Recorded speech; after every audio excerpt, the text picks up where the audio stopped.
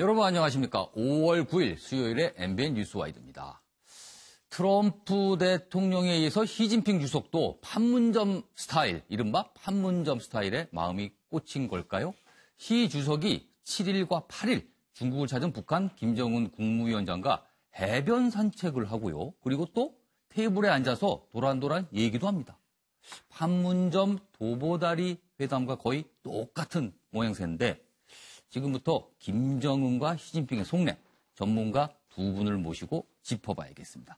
먼저 홍현익 세종연구소 수석연구위원, 그리고 신병철 아산정책연구원 안보통일센터장 나오셨습니다. 안녕하세요. 안녕하세요. 네, 안녕하세요. 오늘 시간 내주셔서 감사합니다. 바쁘실 텐데 오늘 아주.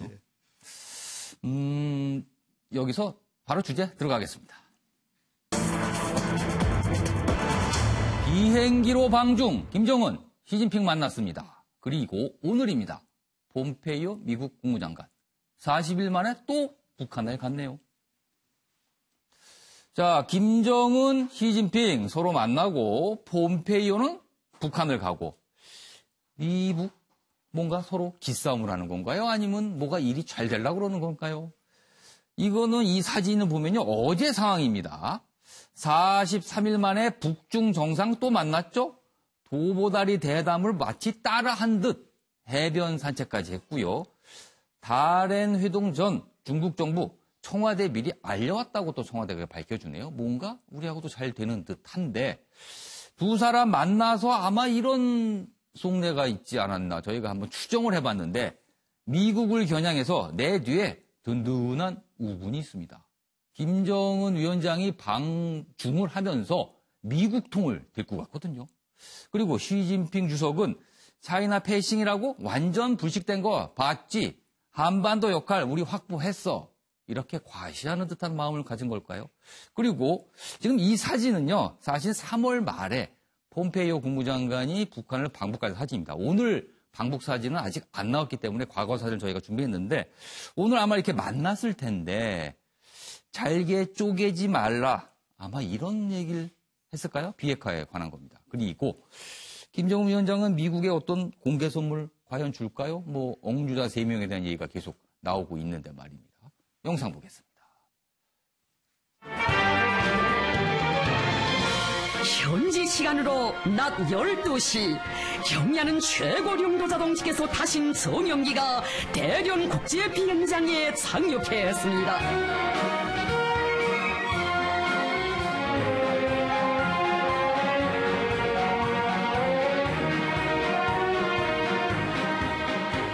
경야는 최고령도 자동직에서는 전용기에서 내리시어 영접 나온 중앙과 지방의 간부들과 반갑게 악수하시고 성 깊은 인사를 나누셨습니다.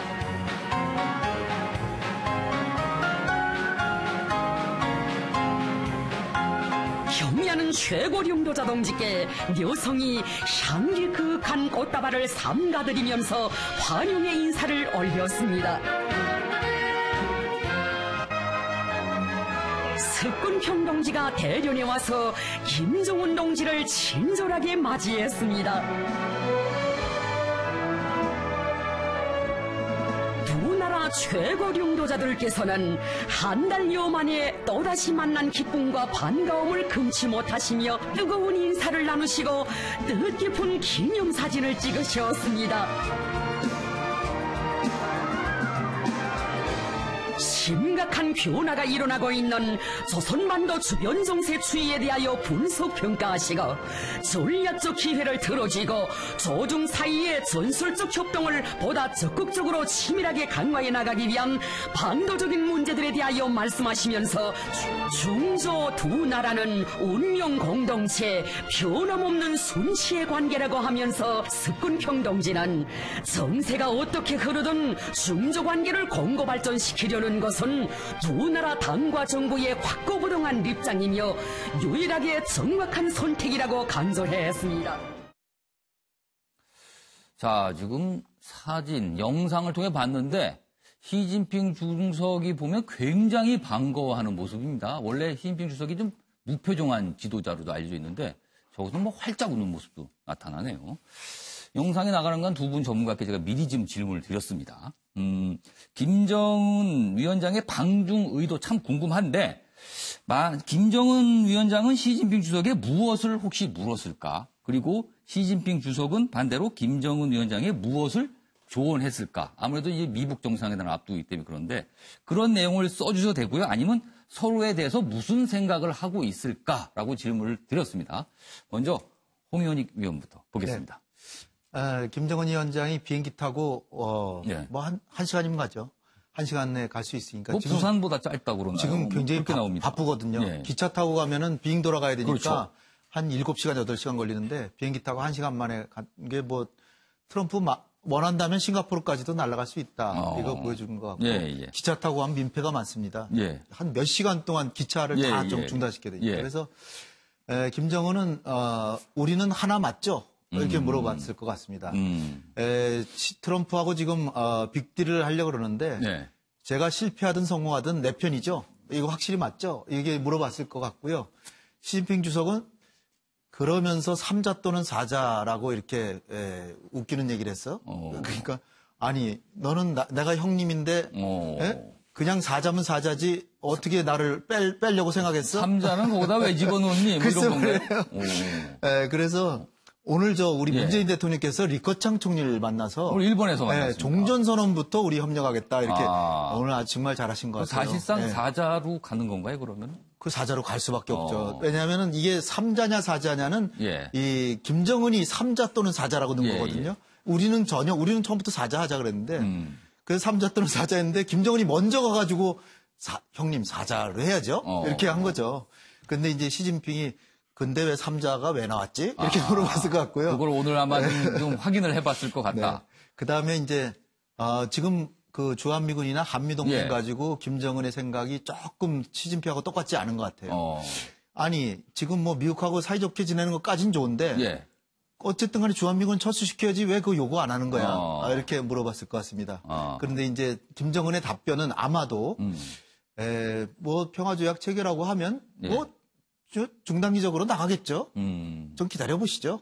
이랬을 것 같습니다. 그렇다면 지금 써주신 거대로라면 김정은 위원장은 일단 우리는 하나, 그리고 내 뒤에 좀 서주시면 좋겠습니다. 이런 뜻을 전달했고 시진핑 주석 반대로 좀 궁금한 거를 여러 가지 좀 물어봤을 가능성이 있다. 이렇게 보시는 거네요. 알겠습니다. 신범철 센터장께서는 어떻게 보십니까? 예, 저는 뭐 어차피 비슷한 내용인데요.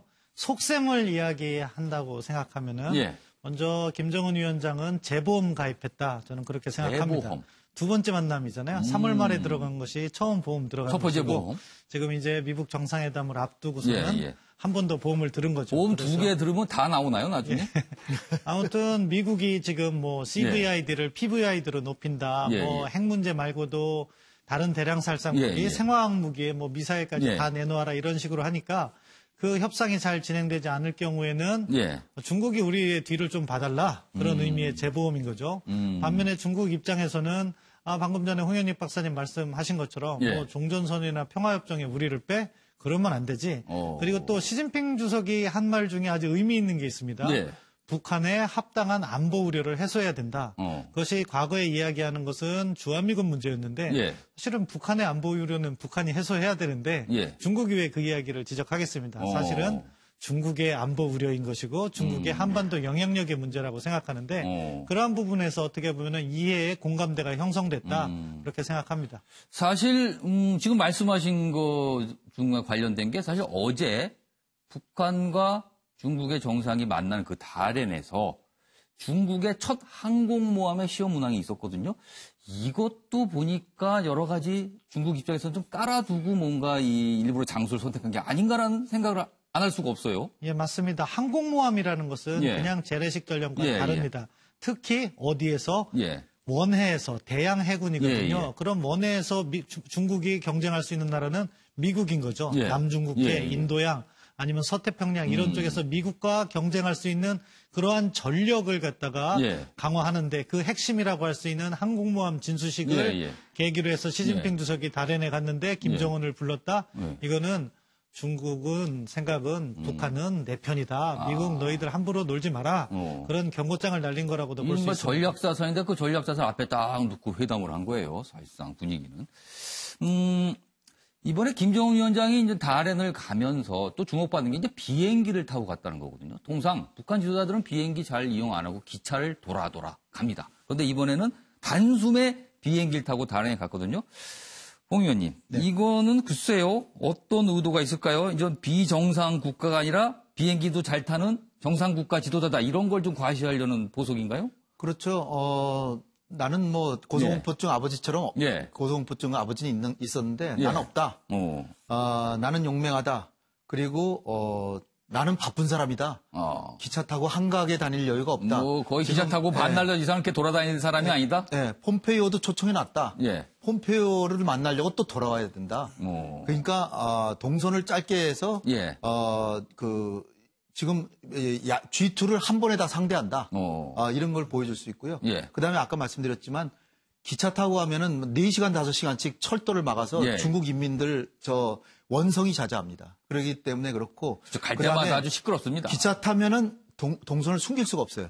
그러니까 신변 보안도 문제가 되고, 그러니까 여러모로 볼 때 김정은이 자기의 지도자의 위상을 과시하고, 그리고 내가 바쁘게 북한의 이익을 위해서 이렇게 열심히 뛴다. 그 여러모로 이제 과시한 거죠. 이 비행기 관련해서 지금 화면도 나오고 있습니다만, 이 북한이 갖고 있는 이른바 뭐 참매 1호 최고 지도자가 타는 비행기인데, 성능을 봤을 때 대략 한 5,000km 정도를 날아갈 수 있다라 그러는데 지금 싱가포르이 그 안에 들어있거든요. 그래서 이 비행기를 탔다는 의미가 판문점이 아닌, 그리고 평양이 아닌 다른 제3국가에서 미북 정상회담이 열리는 것도 감안한 어떤 움직임이 아닌가, 이런 해석도 좀 있어요. 뭐 충분히 할 수 있는 해석이라고 생각합니다. 과연 그것 때문에 비행기를 탔는지는 모르겠지만 말씀하신 지금 화면에도 나오는데 인류신 62기종이라고 하고 사실 개발은 60년대 됐고 북한은 저거를 90년대에 구매한 거로 전해지고 있습니다. 한 30년 이상 묵은 비행기인데. 최대 항속거리는 사실 5,000km보다 조금 더 깁니다. 그런데 안전 항속거리는 말씀하신 것처럼 5,000km 정도. 더 갈 수 있지만 안전하게 갈 수 있는 건 한 5,000km. 그렇기 때문에 뭐 싱가포르 정도는 갈 수 있다고 보고요. 근데 저 부분이 사람들이 많이 이제 조금 걱정을 했던 부분은 무엇이냐? 최룡해가 과거에 모스크바를 갈 때 한 번 고장이 나서 회항을 한 적이 있습니다. 그렇기 때문에 장거리 여행이 가능하냐 이런 분석도 제기됐지만 아무튼 뭐 정비를 잘 했을 거라고 생각하고요. 장소 부분은 지금 이제 폼페이오 가서 최종 담판을 지을 거라고 아마 지금 생각합니다. 가서 그런 얘기를 하고 있잖아. 지금 추정이 그런 되는데. 논의를 하고 있는 중일 수도 있고요. 그런 부분에 있어서 북한이 뭐 많은 것을 내놓으면 평양도 가능하다고 생각했는데 지금 뭐 미국이나 북한에서 나오는 메시지를 보면은 미국은 뭐 어떻게 보면 제재 해제를 양보하지 않으려는 모습이고 북한 같은 경우에는 단계적인 해법을 이야기하는 걸 보면은 뭐 이렇게 북한이 미국에게 큰 선물을 주지는 않을 것 같다. 그런 관점에서 평양 가능성은 낮아졌다 보고요. 잘하면 판문점 또는 일반적인 예상처럼 싱가포르의 가능성이 높다고 생각합니다. 알겠습니다. 비행기 지금 사진을 보면은 굉장히 멀쩡해 보이는데 그게 멀리 날아가지는 못하는군요. 성능 때문에. 제가 아까 모두 발언에 잠깐 말씀을 드렸는데 이른바 판문점 도보다리 회담을 본뜬 해변가 산책 대화가 있었어요. 그래서 이게 뭐 판문점 그 모습이 워낙 좋아 보였는지 모르겠습니다. 저희가 준비된 영상 보고 이 이야기 이어가도록 하겠습니다. 아름다운 해안도시 대련에서의 두 나라 최고 령도자들의 상봉은 조중친선의 귀중함을 다시금 역사에 아로새긴 뜻깊은 상봉으로 됩니다. 두 나라 최고 령도자 동지들께서는 대련시 해변가를 거니시며 따뜻한 담화를 하시었습니다. 김정은 동지와 습근평 동지는 조중친선 관계를 보다 훌륭하게 수호하고 보다 훌륭하게 발전시켜 나갈 때 대하여 오랜 시간 깊이 있는 논의를 하셨습니다.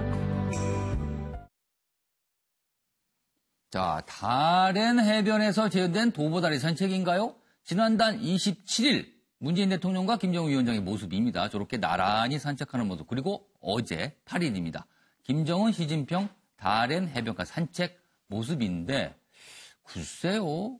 첫 회동은 인민대회당 등께 되게 밀폐된 공간에서 하고 근데 이번에는 해안가 산책 완전히 노출됐거든요.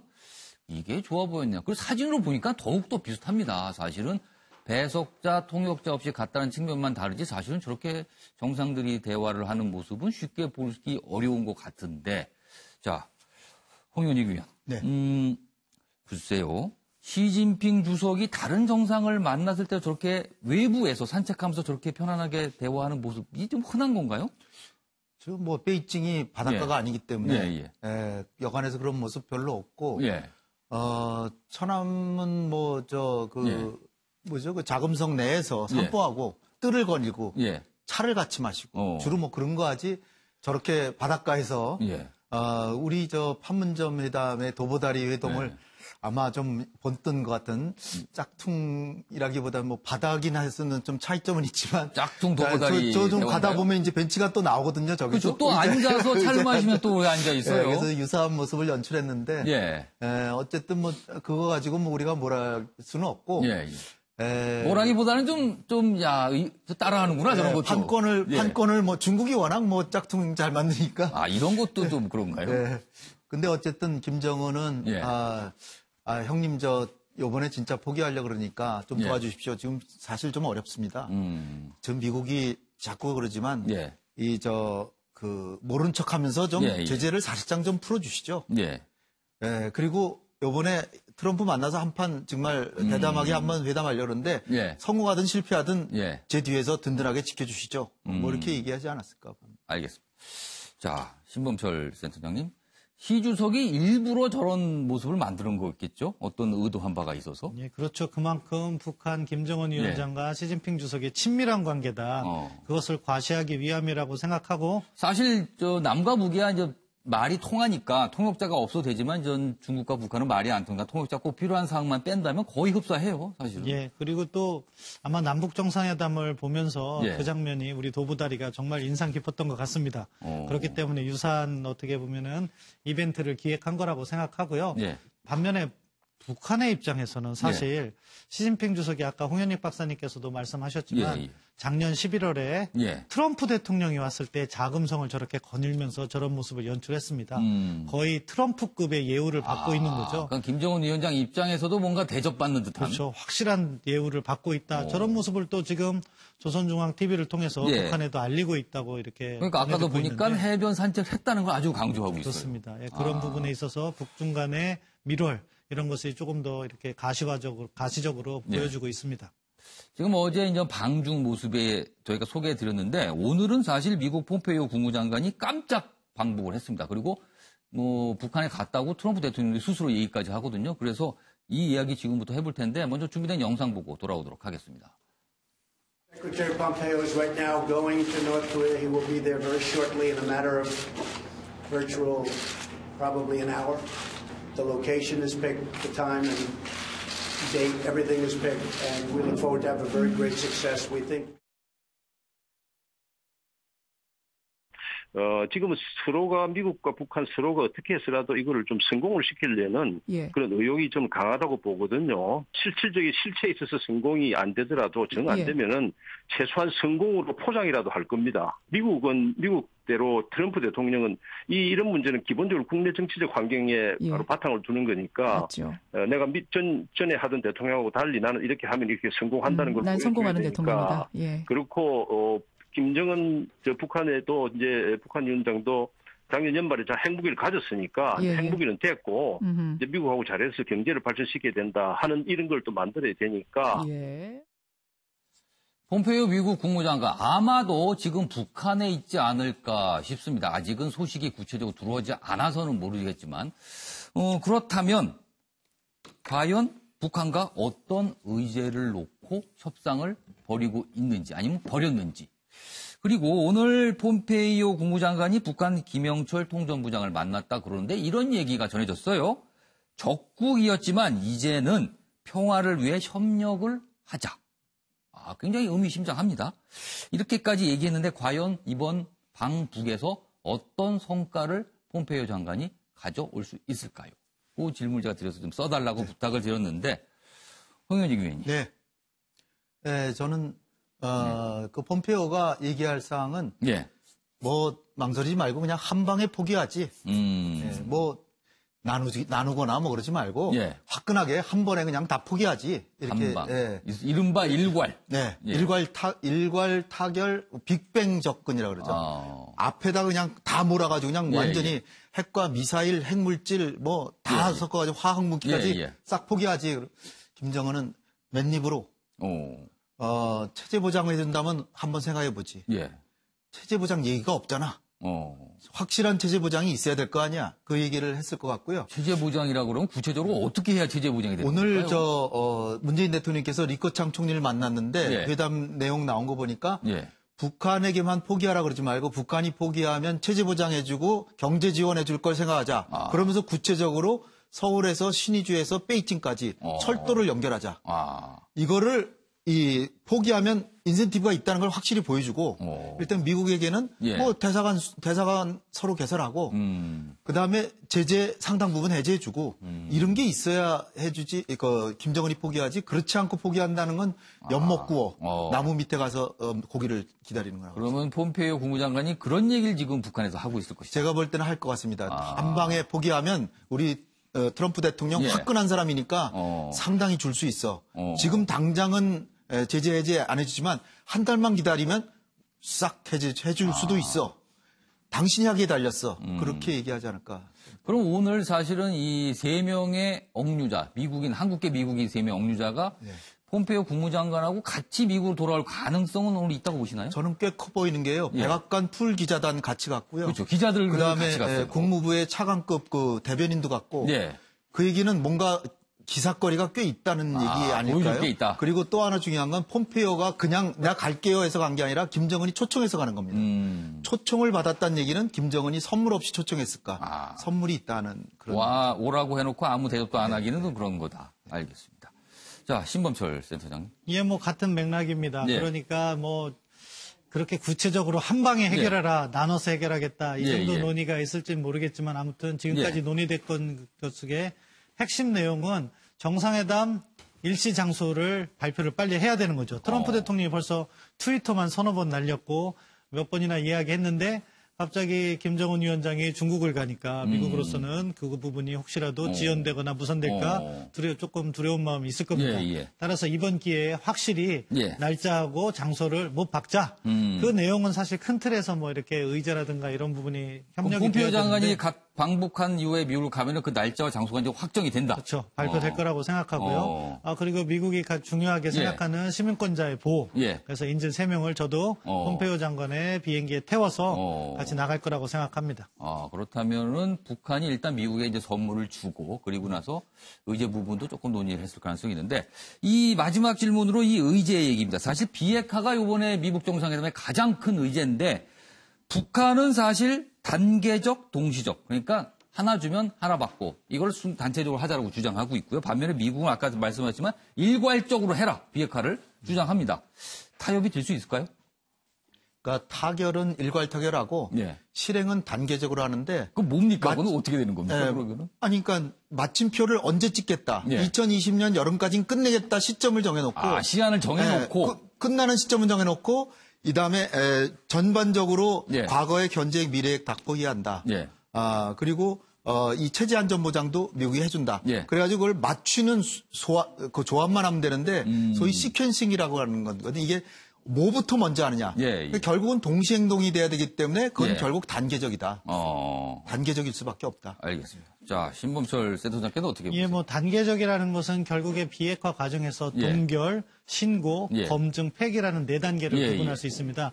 이 단계별로 미국이 보상을 해야 된다는 거죠. 그 보상은 미국의 조치가 있으면 북한도 같이 이행하는 동시 이행, 이 원칙이 될 거고요. 합의는 홍 박사님께서 말씀하신 것처럼 또 우리 정부의 입장이기도 했는데 포괄적 합의와 단계적 이행이죠.